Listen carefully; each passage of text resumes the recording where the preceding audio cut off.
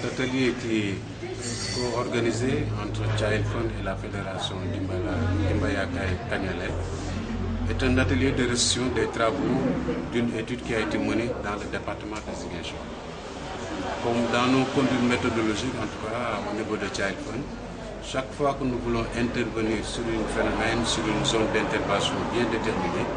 la première chose à faire, c'est d'avoir une situation de référence. Donc effectivement, cette étude nous a permis d'avoir une situation de référence en ce qui concerne la gestion des risques et catastrophes au niveau du département de Ziguinchor. Et c'est cela que nous voulons partager avec l'ensemble des acteurs institutionnels, non étatiques, les agences du système des Nations Unies et tous les partenaires locaux qui interviennent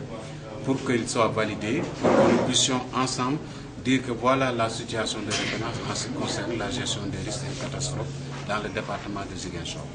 Les principaux enseignements ou résultats de l'étude nous ont montré quand même que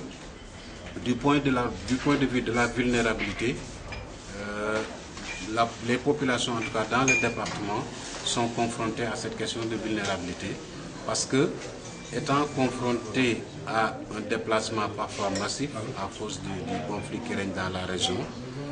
la plupart des ménages tombent ou basculent dans la pauvreté.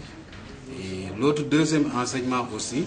c'est que dans ce déplacement, disons, assez élevé de population, de personnes, ce sont les enfants aussi qui payent le plus lourd tribut, parce que les enfants sont obligés dans ces cadres-là de n'avoir plus accès à une éducation de qualité et dans un environnement sain et sécurisé. Donc les enfants payent un lourd tribut en matière d'éducation. Le droit à l'éducation n'est plus tellement respecté quand ils sont déplacés d'une zone à une autre. Il y a aussi une troisième leçon que nous avons apprise, c'est comme le disait le consultant dans les discours préliminaires,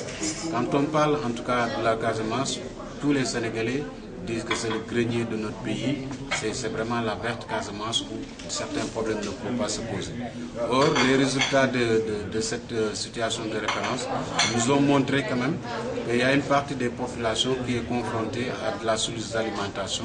voire même de la famille entre guillemets, ce qui est vraiment difficile à imaginer dans cette zone. Ça veut dire qu'il y a un ensemble de points